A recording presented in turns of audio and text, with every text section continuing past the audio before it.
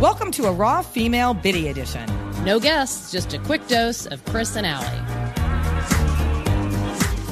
Okay, Al. So we've been doing these period follies, which, by the way, are kind of my favorite because I know you're on your last legs, although you are egg forward, so you could have your period well into your 60s at this point.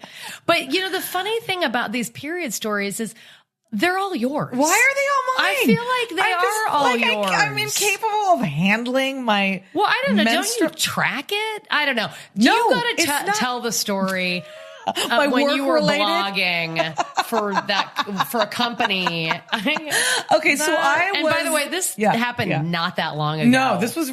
She was in her 50s. Okay.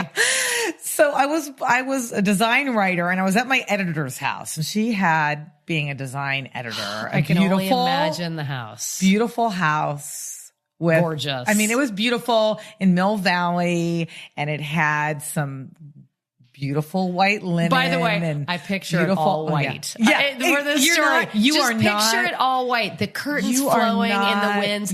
She throws open the French doors. She's got trays, white trays. No, I know. Of clear liquids. No, I know. Yeah. Oh, yeah. Oh, my God. You totally nailed it. That is totally what was going on in that house. And she probably looks like $1 million. She does. In there. And she's amazing. And she handles her periods. Yeah, she handles her periods. So this was hysterical. And so I was there for a photo shoot, and then I had to do an interview over there that I was going to do on the phone. And so I actually had gotten my period and was entrusting it to a panty liner. I'm just going to say that. There's so many things wrong with that as a 50-year-old woman. Why were you entrusting it to that? By the way, everybody know what a panty liner. Here's what it's like the tissue paper of, right? Like, that's not absorbing jack shit. Well, this is where the detail gets. Okay. Just to be clear, and this may be too much detail, but that's what this podcast the reason I was entrusting it to a panty liner was because I actually had a tampon in. But I had the tampon in for quite a while, and I went to her qualifier. Yeah, What's quite a while? Well, I was mid period. And so it was probably like I put it in at 8:00 that morning, and it was 1. Okay. Yeah. Okay. Yeah. Okay. So I'm I'm just gonna take this tampon out when I go to her bathroom. And so then leave yourself with nothing? Well, just with the panty liner. This is what I'm thinking. You're mid? And I'm mid. Cycle? So, no. None of this is sounding good. This is sounding like a 13-year-old who just had her period and doesn't know how to manage it. No. So what happens is I go into her bathroom with my purse with the extra tampon in there. Okay. I go in her bathroom. Yeah. It's beautiful. She has designer wallpaper in there. It's neat as a pin. And it smells like smells like a lavender field. Oh yeah, lavender field. And, I could and that you would never actually go to the bathroom in this beautiful bathroom. No, and it's got beautiful hand towels that you don't want to use. Exactly. Oh, yeah, the whole thing. And I realized that there's no trash can in this perfect bathroom. So I decide this tampon can hold on. No, you didn't. So I leave the tampon in there. Okay.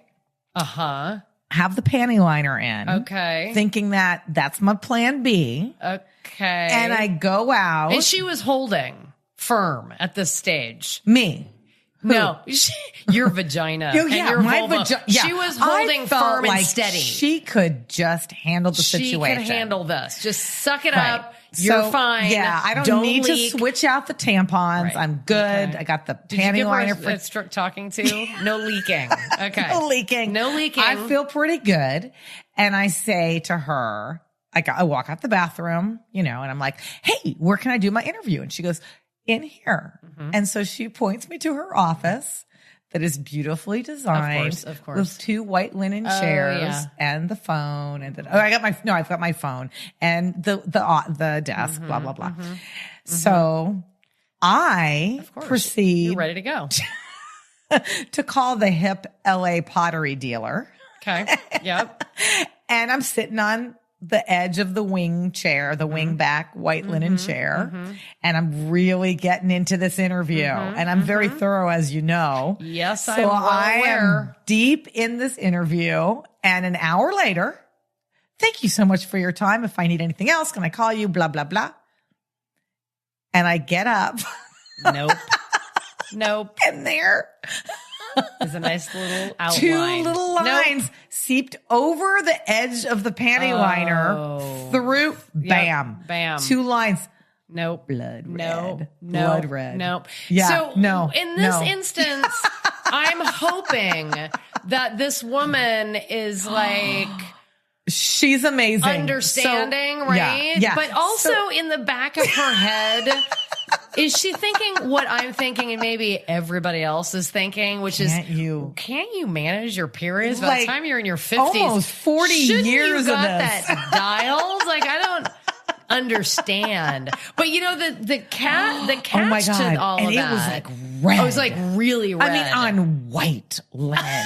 You know what? I mean, you were horrified. Yeah. Well, fortunately, she's a design editor, so she has all these potions to clean it. But I actually got up and I was like, holy fuck. Oh yeah, fuck and nuts. So I realized there's no option. You just come clean. Nope. Like there's no you like just a say, hit and run. No. You basically say you can't walk away from that. That looks like a landing strip. I mean, there's no way to walk away from that. It was oh my God, it was terrible. And there was also 2 of exactly symmetrical white linen chairs in this, and then one of them was soiled. The other is perfect. And it's like, what? My God. So she did not blink a friggin' eye. Didn't. I walked right in. And the photographer, also a female, was there. And I'm like, I am about to tell you something that I am super embarrassed about. I just have my period all over your white linen chair. But you didn't tell her the backstory, which is... No, I didn't. You don't have a garbage can in there, lady. And that's the whole reason I bled out on your chair. Okay? I was gaming. Well, so let me tell you, we got the stuff and I said, okay, I'm going to, pay for your upholstery cleaner. And she's like, no. So anyway, I continued the photo shoot. We have a great thing. We're blotting, spraying, whatever. So the net is that ended okay. And I wonder, what the interesting thing was, is I wonder if she would have been a man, how that would have played out. Well, I have 2 little epilogues for you. Okay. Speaking of men and how that would play out. So when I got home, I called the florist and I ordered her. You asked me, what should I do? Should I send her flowers? Big bouquet. Yeah, I sent her a big bouquet of white flowers, but I put a red coxcomb. I love that. Flower Just in there, and I sent it to her.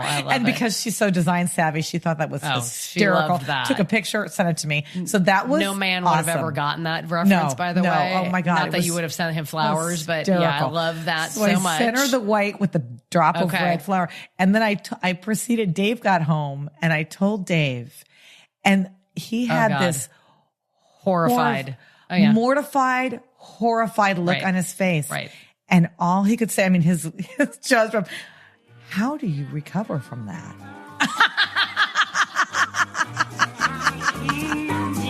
Visit the rawfemale.com website to shop our marketplace, check out our show notes, and learn more about Chris and Allie and the folks who put together Raw Female. Like what you hear? Rate and review us.